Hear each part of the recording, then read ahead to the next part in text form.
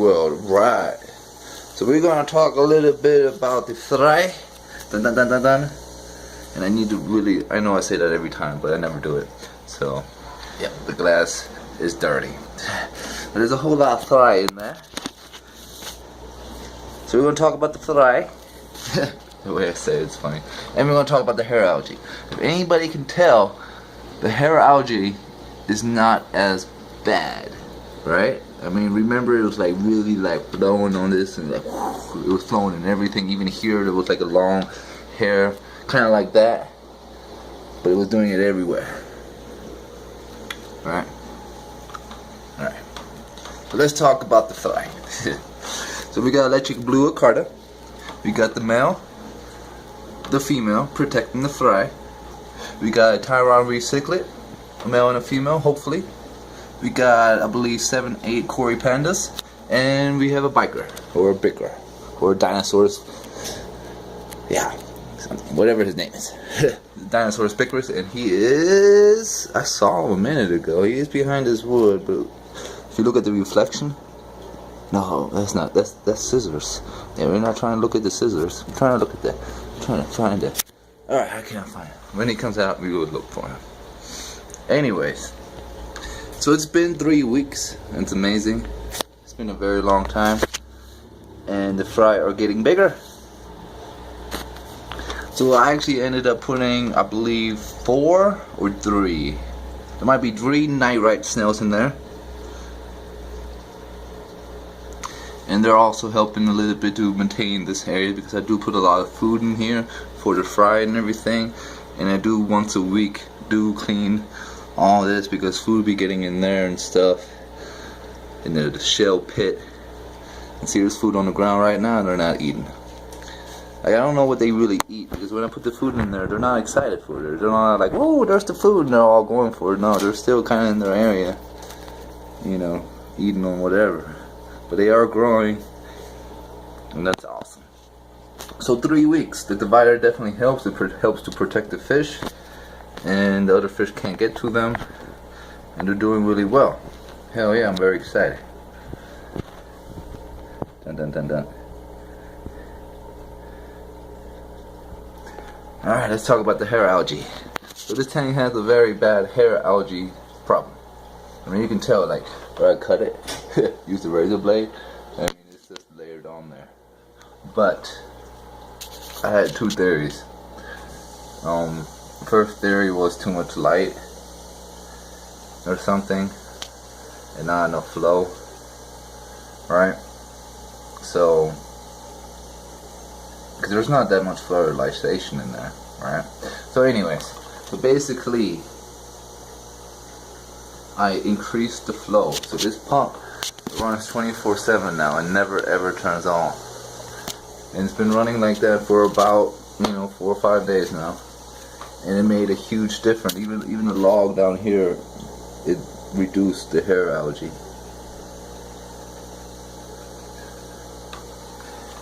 So a lot of times with this new tank, this is a fairly new tank, you put plants in it, fertilizer in it, and then if you don't have enough flow or whatnot, maybe nitrates rise a little bit, and then you have some type of algae problem. And there's a lot with new tanks before they get kind of settled in and balanced. Right? But yeah, look, algae is dying off a little bit. There's no snails on this side. They're all right here. They're just helping to keep this side clean. It's funny because I don't see the other snails. Maybe they made it over. They're over here somewhere. Oh, it does look like it. I see a snail trail. Uh-oh. It's supposed to be over here, guys. That's not cool. Oh, there's one right there on the ground. There's one right there. I don't know where the other one is. Well, there's still these 2 there. Alright. Yep. So if you have a little bit of a hair algae problem, definitely increase the flow of the water. And if you do decide to scrape away at a hair algae, I recommend to do a water change. Because then you just got free hair algae floating around, and you don't want that because, I don't know, it can maybe turn into green water. And nobody wants green water. But yeah, when I go ahead and scrape all, like I scrape this whole glass here, a little bit in the back. I did on Friday, so today's Sunday, so that was 3 days ago. That's been running since I believe Tuesday, so almost a solid week. And yeah, you know, when I do that, I actually change like 75% of the water. Like I let it, you know, and I was really just trying to fetch out the green stuff that I scraped off the glass, and there was so much of it. Crazy. But yeah, tank is looking real nice again. I actually noticed that the Cory Panda's been doing a little maintenance work too themselves. I noticed them like getting on the wood and kind of doing something, eating away, cleaning away. You know, you never know. I don't know if they're actually eating the hell algae, but they're definitely doing something. She keeps ripping up my plants. Like that plant is floating. She keeps ripping them up. She don't care. Hell yeah. Hopefully, if everything goes well, Friday coming up, I want to get an overflow box and finally finish this setup. Because the fish I want, tropical treasures. I talked to this gentleman about 2-3 weeks ago, and he said he's going to look into it and give me a call. And he never actually called me, so I went there again on Friday to see what's going on. And he says he actually did look, but he was like, they're $130. Wow. I'm like, that's crazy. I was like, that's a very expensive fish. But yeah, $130 for a pair of the very cool cichlids. I cannot pronounce the name, so I'm going to definitely have to get a picture or something for you guys. But I said to the man, yeah, let me get my system completely up and running and somewhat stable, you know, and then I go pick up these fish. So maybe another month or two. And he says that's a good idea because you might have more selection in that time. Because right now there's only 2 selections. The one I don't like, and it's also $80 for a pair. And the one I like is $130 for a pair. But there might be more selection. So that's cool. But they don't get so big. They only get 3 inches or so. But they're very beautiful fish. They have like the red fins, and they're just gorgeous, gorgeous fish. They're called McMaster's cichlids. If I'm pronouncing it right, probably not even close, but it's definitely something McMaster's if I'm pronouncing it right. But yeah, $130 for a pair, and they're beautiful. I really want to get it set up, but then when I actually do that, I have to find a home for the Aries tetras, because they're piranhas. And then I'm gonna, you know, get the overflow box, get it down here, and then I want to get a little bit planted and start getting some plants going. So I'm gonna have to buy some substrate. Gotta figure out a home for the crayfish. There's also electric blue crayfish in there somewhere in the house. And then yeah, I still gotta get a return pump too. And then I gotta let the whole system run for a little bit and check parameters and all this good stuff to make sure everything is good to go for my McMasters. I keep saying that same exact word, and I'm 100% sure that's not even close. But it definitely starts with an MC and then an M. Might be Meisters instead of Master. Manisters. McManisters? No, that's not it.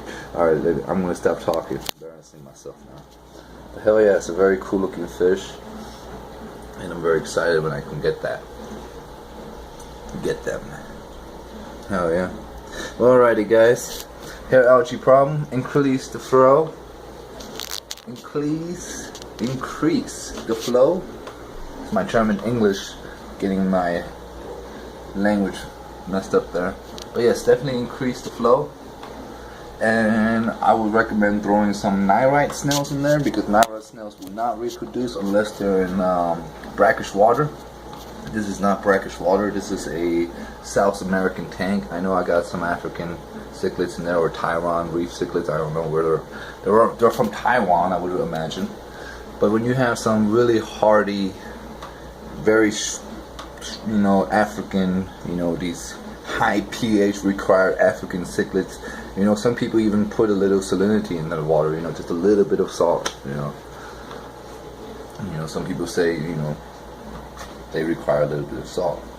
You can actually keep a figure 8 puffer fish with these very aggressive, very high demanding pH cichlids from Africa. Because the figure 8s also require a very small amount of salinity, just like the African cichlids. You know, it's not everyone, but you know, there are some where you definitely need it. Hell yeah. So the snails will now reproduce in here, that's good. I don't know. A lot of people have saying snails are a really good benefit.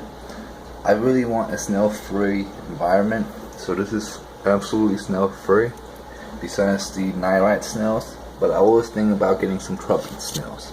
Trumpet snails would definitely filter the substrate for me. So I don't know if that's a good idea or not. Definitely still thinking about it.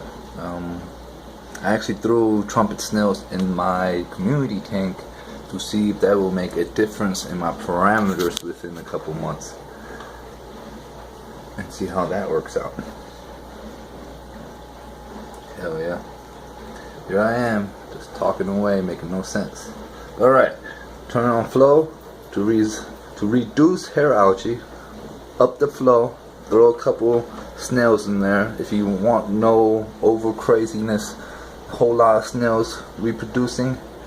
And then again, also, it's also amount of food that you put in the tank. You know, if you have 1,000 snails and they're all alive and they're doing well, you know what I mean? That means you're putting too much food in there. They have to have a way to support 1,000 snails, you know. So even if you get a pest snail, you know, it depends on how much the environment. Like this environment right now, if I would put one pest snail, I bet you I would have 3,000 pest snails within a couple weeks to clean up this hair algae mess and clean everything up. But when everything is spotless, that 3,000 amount of snails, if I don't put no food in there, you know, they will eventually die off slowly. It will take a long time because, like, say 1,000 starve, right, and they die. Well, those other 2,000 are going to eat those 1,000 that die. So it's going to be a very long period before you see that number really fall down to, like, you know, maybe 10 snails. You know, it's all about food source. And then of course snails live for a very long time. So, you know, it's very hard to control pest snails, especially if you like to feed 2-3 times a day. You're going to have a lot of pest snails, because the snails, you know, when the fish poop, you know, the pest snails will even eat the poop and clean the poop and break it down more, or whatever they do. You know, they clean. That's their job. They clean. You know, so if you have, like, say 10 fish and you feed them 3 times a day, once in the morning, once when you come home, and one more time at night, and you have a pest snail in there, man, you're going to have thousands of pest snails just because of the amount of food you're dropping in there. Yeah, so that's something to really think about. Yeah. But yep, nyrite snails will not reproduce, so you won't have that issue if you don't like snails. I don't really mind snails. I always had snails in the community tank, and yeah, I always had pest snails. They're pretty cool. So up the flow, throw some nyrite snails in there, and they will definitely help to clean up.